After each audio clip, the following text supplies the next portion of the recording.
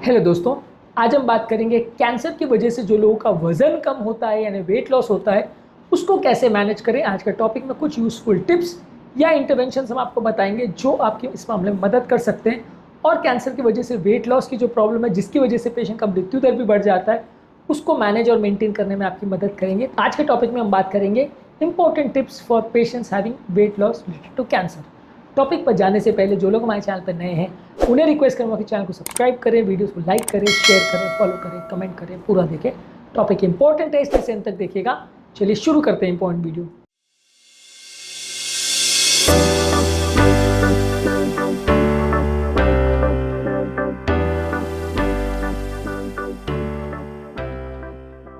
सबसे पहले आप न्यूट्रिशन में क्या कर सकते हो। आप जानते हो कि कैंसर के पेशेंट में ओवरऑल न्यूट्रिशन कॉम्प्रोमाइज़ हो जाता है, आप ज़्यादा खाना नहीं खा पाते।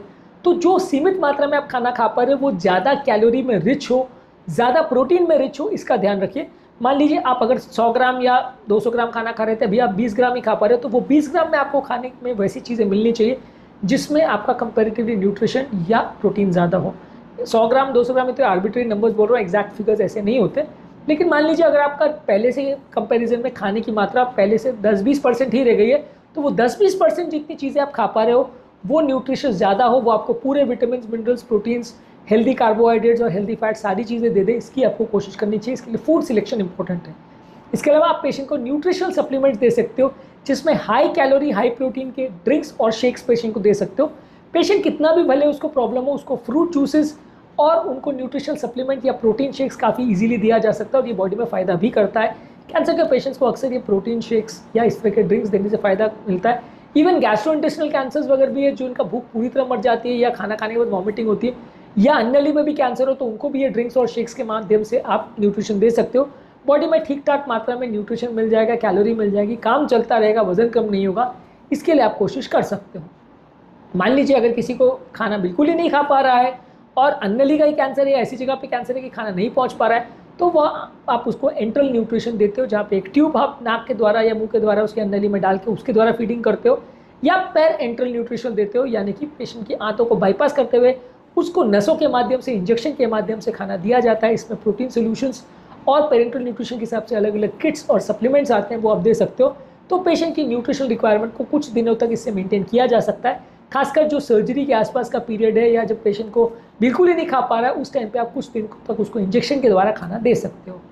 इसके अलावा आप फार्माकोलॉजिकल इंटरवेंशन में क्या क्या कर सकते हो। आप पेशेंट की भूख बढ़ाने के लिए उसको मेजिस्ट्रॉल एसीटेट या कॉर्टिकोस्टेरॉइड दे सकते हो, जो पेशेंट की भूख बढ़ाते हैं, या भूख बढ़ाने की कुछ ऐसी दवाइयाँ भी आती है जो आप पेशेंट को दे सकते हो, जैसे साइप्रोहेप्टेडिन। ये सब ब्रेन के सेंटर्स पे काम करके भूख बढ़ाते हैं, तो भूख बढ़ाने का आप प्रयास कर सकते हो। क्योंकि काफ़ी कैंसर के पेशेंट में खाना निगलने में दिक्कत नहीं होती, लेकिन भूख नहीं लगती, इस वजह से लोग नहीं खाते हैं, तो इस सब से उनको थोड़ा भूख ज़्यादा लगेगी।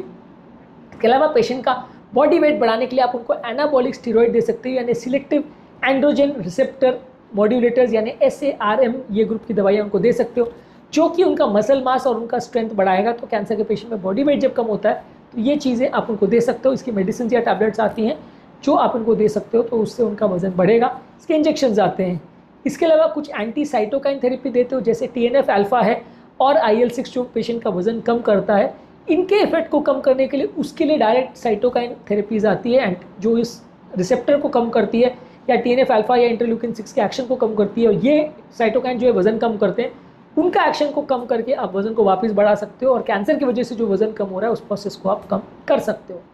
इसके अलावा आप पेशेंट को एक्सकरेज करते हो कि वो फिजिकल एक्टिविटी ज़्यादा करे, खासकर जो रेजिस्टेंट ट्रेनिंग है और एरोबिक एक्सरसाइज है, ये ज़्यादा करे। इससे उनका मसल मास बेटर होगा, मसल की स्ट्रेंथ बेटर होगी, ओवरऑल उनकी ताकत बेटर होगी। तो आप उनको ओवरऑल इंकरेज कर सकते हो कि वो रेगुलर बेस पे एक्सरसाइज करें।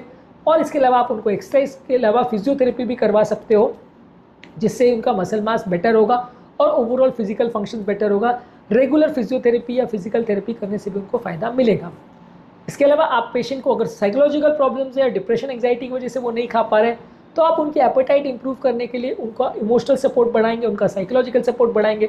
डिप्रेशन, एंग्जाइटी है तो उसको बेटर करेंगे, फैमिली का सपोर्ट को इम्प्रूवाइज़ करेंगे, ओवरऑल रिलेटिव्स का सपोर्ट इम्प्रूवाइज़ करेंगे। ये सारी चीज़ों का साइकोलॉजिकल इम्पैक्ट होता है, जिसकी वजह से पेशेंट का जो सोशल आइसोलेशन या डिप्रेशन की वजह से जो खाना नहीं खा पाता है वो इम्प्रूव होगा। तो पेशेंट की फैमिली में एक अच्छा माहौल बनाने का प्रयास करेंगे, जिससे लोग उसका साथ दें, पेशेंट को मॉरल सपोर्ट दें, जिससे उसको मोटिवेशन मिले और वो खाना ज़्यादा खा पाए।